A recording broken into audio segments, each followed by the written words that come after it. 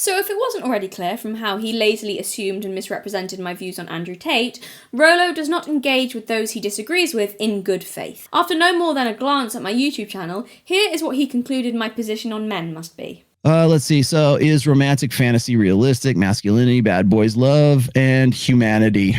Because to be more like a woman is to be more human. Ah, yes, of course. A classic.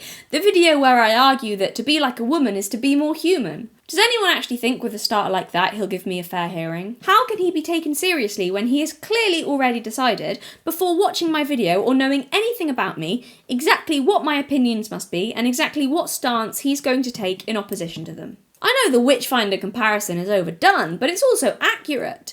They also went into trials having made up their minds about the verdict and ready to dismiss all evidence to the contrary. It's not about discovering the truth. He's decided to punish me before we've even begun. Innocent until proven guilty? Not in Rollo's world. I'm a woman, which means guilty, guilty, guilty until proven innocent. And we all know that no woman is truly innocent. Guilty, guilty, guilty, guilty! Right. What Rollo is doing here, by the way, is a sneaky little underhand tactic called poisoning the well. Before he knows anything about me or my positions, what he's doing is letting you boys know that I'm one of those women. You know, the kind you hate, the irrational kind who just spends all her time ruining men's lives and blaming men for everything, and thus already, before you have any idea of my positions or arguments on anything, you've decided you don't like me, making Rollo's job of discrediting me a whole lot easier without him really having to do any work. I don't like men and I think to be female is to be more human?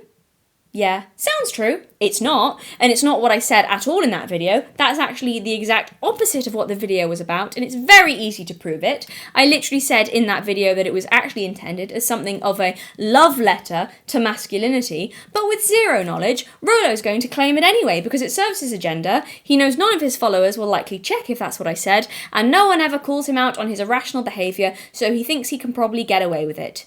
Yeah, she dehumanises men, so you should hate her. Source, trust me, bro.